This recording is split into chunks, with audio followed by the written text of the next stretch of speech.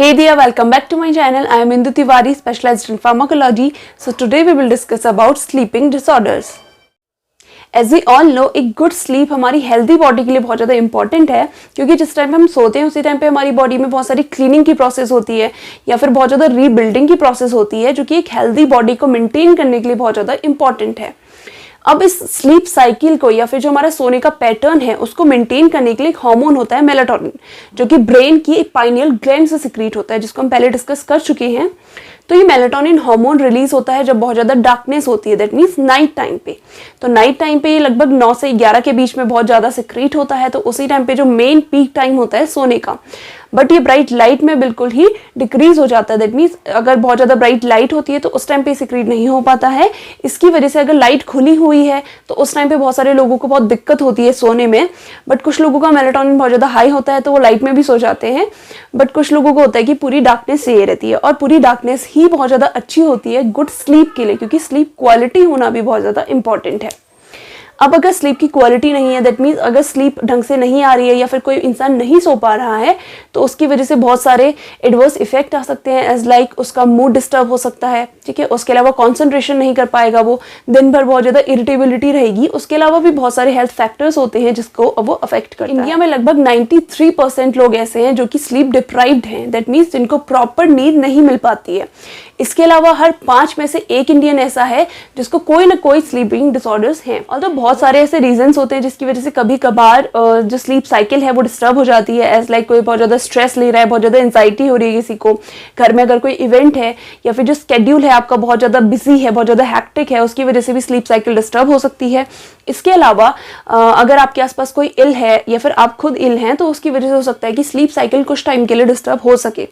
But इस चीज़ को आपको एक पैटर्न नहीं बनाना है, उस चीज़ को वापस से सही करना है, दैट मीन्स अपनी स्लीप साइकिल को पर्टिकुलरली आपने मेंटेन करके रखना है। इसकी वजह से आपकी बॉडी में बहुत ज़्यादा फायदे होंगे। बट अगर स्लीप साइकिल मेंटेन नहीं रही तो उसकी वजह से हेल्थ में बहुत ज़्यादा इश्यूज आते हैं, और सबसे मेनली होता है कि वेट गेन हो जाता है। So next we will discuss about some causes of sleep disorders. तो फर्स्ट कॉज आ जाता है क्रोनिक पेन।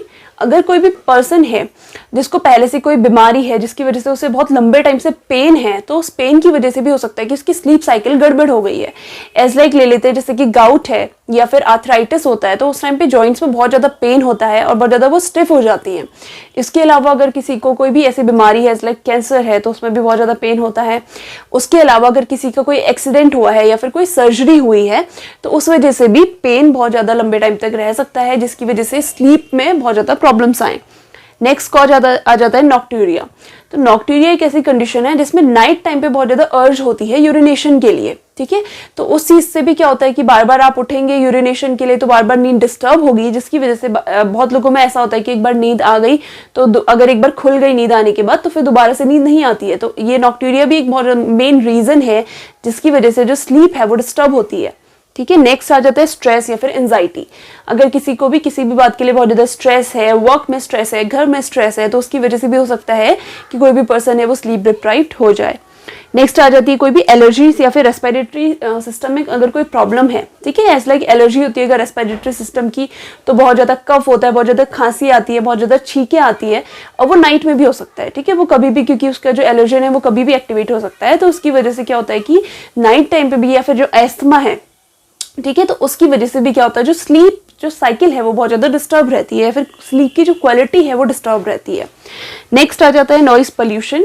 अगर आप ऐसी जगह पे रहते हैं जहाँ बहुत ज़्यादा ट्रैफिक होता है, या फिर नाइट टाइम पे भी बसेस वगैरह चलती हैं, फिर कुछ भी ऐसी जगह जहाँ पे बहुत ज़्यादा नॉइस है, तो उस नॉइस में भी स्लीप जो पैटर्न है वो ख़राब हो जाता है, या फिर जो आपकी स्लीप की क्वालिटी है वो डिक्रीज हो जाती है। नेक्स्ट आ जाता है फियर। अब ये फेयर किसी भी चीज़ को लेके हो सकता है, ये भी मेन कॉज है जिसकी वजह से स्लीपिंग डिसऑर्डर्स हो सकते हैं, या फिर स्लीपिंग में कोई भी प्रॉब्लम आ सकती है। नेक्स्ट अगर हम बात करें सिम्टम्स क्या क्या होते हैं स्लीपिंग डिसऑर्डर्स के, तो फर्स्ट सिम्टम होता है कि सोने में बहुत ज़्यादा दिक्कत आती है। दैट मीन्स ऐसा नहीं कि आप लेटते 10 से 15 मिनट में सो जाएंगे, ठीक है। जो गुड टाइम होता है वो होता है कि 5 मिनट से लेकर के 20 मिनट के अंदर कोई भी पर्सन अगर सो जाता है तो वो सबसे बेस्ट टाइम है। अगर 20 मिनट से ज़्यादा लेता है दैट मीन्स कुछ ना कुछ उसे प्रॉब्लम है। अगर 45 मिनट से ज़्यादा वो लेता है दैट मीन्स उसे कोई ना कोई स्लीपिंग डिसऑर्डर्स हैं, ठीक है। तो डिपेंडिंग ऑन कि आप कितना टाइम लेते हो ये डिपेंड करता है कि आपको डिसऑर्डर है या नहीं, ठीक है। उसके अलावा एक बार सो गए तो फिर सोए रहने में दिक्कत होना, दैट मीन्स बार बार आपकी नींद खुलना, एक बार नींद खुलने के बाद दोबारा ना सो पाना, ठीक है, ये भी इसके सिम्टम है। इसके अलावा बहुत ज़्यादा डिप्रेशन होना दिन में, या फिर बहुत ज़्यादा इरिटेबल फील करना, बहुत ज़्यादा फटीग फील करना, और बहुत ज़्यादा ऐसा मन करना कि दिन में थोड़ी देर सो जाओ, क्योंकि रात में तो नींद पूरी नहीं हुई है, तो उसमें फिर बॉडी डिमांड तो करती है नींद की, तो उसकी वजह से क्या होता है कि दिन में बहुत ज़्यादा नींद आती है। अब ये बहुत ज़्यादा फैटल भी हो सकता है, क्योंकि कभी कभी लोगों को होता है कि ड्राइव करते करते भी नींद आ जाती है। So next we'll discuss about the types of sleep disorders. So according to International Classification of Sleep Disorders, first class होती है insomnia। इंसोम्निया जो कि सबसे कॉमन टाइप की स्लीप डिसऑर्डर है, जिसमें कोई भी पर्सन है पहले तो उसे नींद ही नहीं आती, दैट मीन्स 45 मिनट से भी ज़्यादा टाइम वो लेता है सोने में। उसके अलावा अगर वो सो भी गया तो बहुत लंबे टाइम तक वो स्लीप नहीं कर सकता, दैट मीन्स उसकी जो स्लीप की क्वालिटी है वो रिड्यूस रहती है, बीच बीच में उसकी नींद खुलती रहती है, और एक बार नींद खुलेगी तो फिर बहुत टाइम लग जाएगा सोने में, ठीक है, या फिर छोटी छोटी आवाज़ से भी उसकी नींद खुल जाएगी। अब इसकी वजह से क्या होता है कि अगर कोई भी पर्सन इंसोम्निक है, उसकी वजह से उसे अगले दिन जो डे टाइम है उसमें बहुत ज़्यादा इरिटेशन होती है, बहुत ज़्यादा वो इरिटेबल फील करता है, डिप्रेशन फील कर सकता है, या फिर एंजाइटी फील कर सकता है। इससे कॉन्सेंट्रेशन में भी बहुत ज़्यादा प्रॉब्लम्स आती हैं। अब अगर हम इसके कॉजेज़ की बात कर लें तो मेन कॉज होता है इसका जैसे कि जेट लैग, अगर कोई अलग अलग टाइम जोन में फ्लू कर रहा है तो उसकी वजह से इंसोम्निया उसे हो सकता है। इसके अलावा डे नाइट शिफ्ट अगर बार बार शिफ्ट होती रहती है, जैसे लाइक 7 दिन डे शिफ्ट है, 7 दिन नाइट शिफ्ट है, तो ये भी मेजर कॉज है इंसोम्निया का, क्योंकि एक पर्टिकुलर पैटर्न फिक्स नहीं हो पाता है, जिसकी वजह से बॉडी उसमें रिस्पॉन्स नहीं कर पाती है। उसके अलावा अगर कोई प्रेग्नेंट वुमेन है, आफ्टर डिलीवरी उनको काफ़ी टाइम तक इंसोम्निया रहता है, दैट मीन्स नींद नहीं आती, क्योंकि बच्चे की वजह से बार बार जागना पड़ता है, या फिर कुछ ना कुछ फियर लगा रहता है जिसकी वजह से नींद नहीं आती है। उसकी वजह से किसी टाइप का स्ट्रेस हो सकती है, एंजाइटी हो सकती है, या फिर अगर कोई पर्सन डिप्रेशन में है तो उसकी वजह से भी उसका जो स्लीप पैटर्न है वो डिस्टर्ब हो सकता है। अगर हम बात करें इसकी टाइप्स की तो इंसोम्निया 3 टाइप का हो सकता है, क्रोनिक, इंटरमिटेंट और ट्रांजिएंट। तो क्रोनिक इंसोम्निया हम इसे तब कंसिडर करेंगे अगर कोई भी पर्सन है उसे 1 मंथ से ज़्यादा हो जाए स्लीप पैटर्न उसका गड़बड़ हुए, दैट मीन्स अगर 1 महीने से ज़्यादा तक उसको नींद नहीं आ रही है टाइम पे तो उसको बोला जाता है क्रोनिक इंसोम्निया। सो इंटरमिटेंट में एक फेज वाइज इंसोम्निया होता है, दैट मीन्स कुछ टाइम होगा फिर कुछ दिनों के लिए नहीं होगा, ठीक है, तो ऐसे ऐसे करके एज लाइक अलग अलग फेजेस में ये हो सकता है। नेक्स्ट आ जाता है ट्रांजिएंट एंजाइना। तो ट्रांजिएंट एंजाइना मेनली क्या होता है कि 1 या 2 दिन के लिए, 3 दिन के लिए, कभी कभार किसी पर्टिकुलर कॉज की वजह से, जैसे घर में शादी है, किसी फंक्शन में आप गए हैं, या फिर कोई जैसे मान लीजिए कोई इलनेस है, तो उसकी वजह से हो सकता है कि कुछ टाइम 1-2 दिन 3 दिन हो सकता है कि नींद ना आए, बट ये बहुत लंबे टाइम तक नहीं चलेगा, तो इस चीज को बोला जाता है ट्रांजिएंट। नेक्स्ट आ जाता है sleep apnea, that means pause in breath during sleep. जब आप सो रहे हो तो एकदम से क्या होगा, रात में आपकी सांस रुक जाएगी, जिसकी वजह से आप दोबारा से उठ जाओगे, ठीक है, तो आपकी स्लीप डिस्टर्ब हो गई है ड्यू टू आपकी बॉडी में ऑक्सीजन की जो लेवल है वो रिड्यूस हो गया है, तो ये बहुत ज्यादा फैटल भी हो सकता है। नेक्स्ट आ जाता है पैरासोमनिया।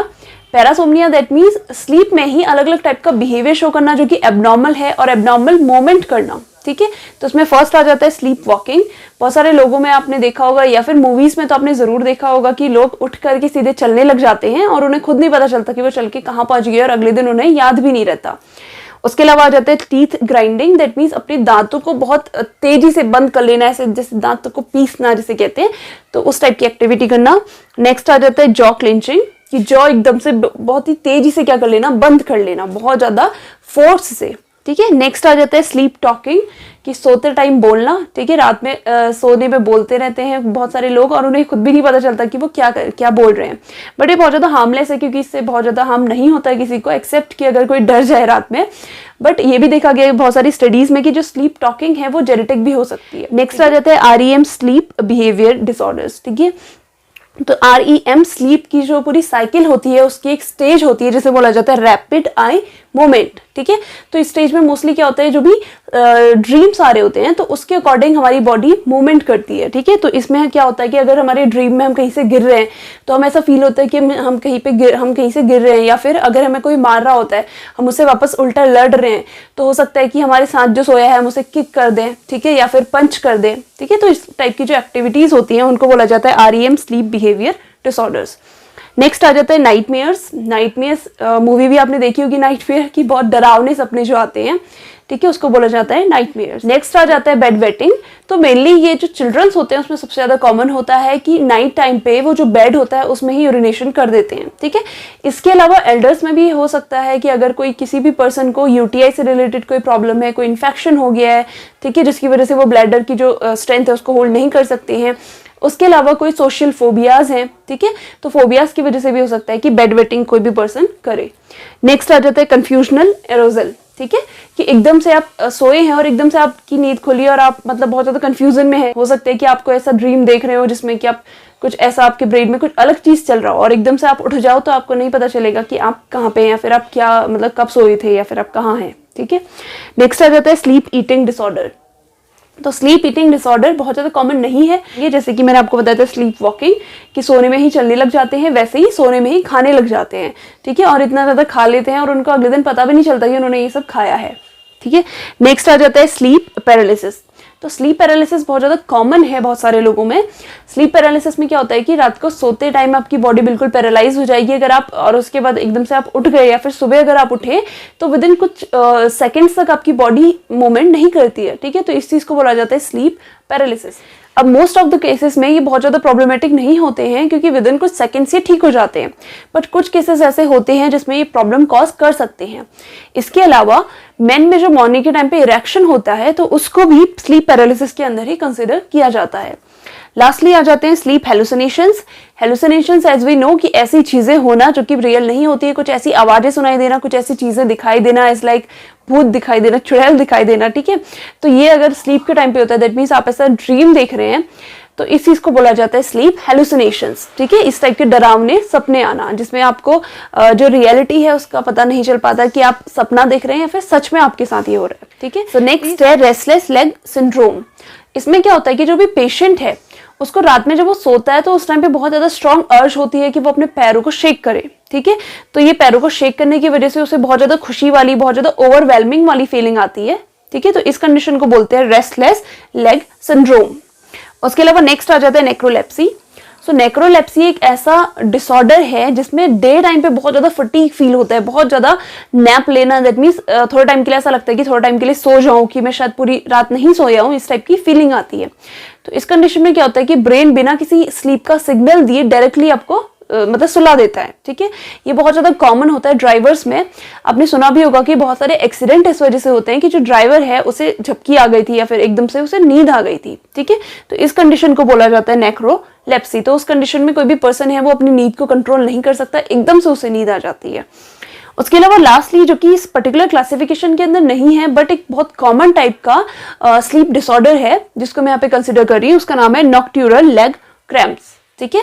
ये शायद बहुत सारे लोगों के साथ हुआ भी होगा कि रात के टाइम पे जब सो रहे होते हैं ऑब्वियसली स्लीप में, कोई भी पर्सन है उसका जो काफ वाली मसल्स होती है, दैट मीन्स जो उसके पैर के पीछे जो मसल्स होती हैं उसमें बहुत ज्यादा पेन होने लग जाता है, ठीक है। बहुत ऐसा लगता है कि मसल्स बहुत ज्यादा किसी ने निचोड़ दी है, बहुत ज्यादा उसमें क्या हो जाती है, क्रैम्पिंग होने लग जाती है।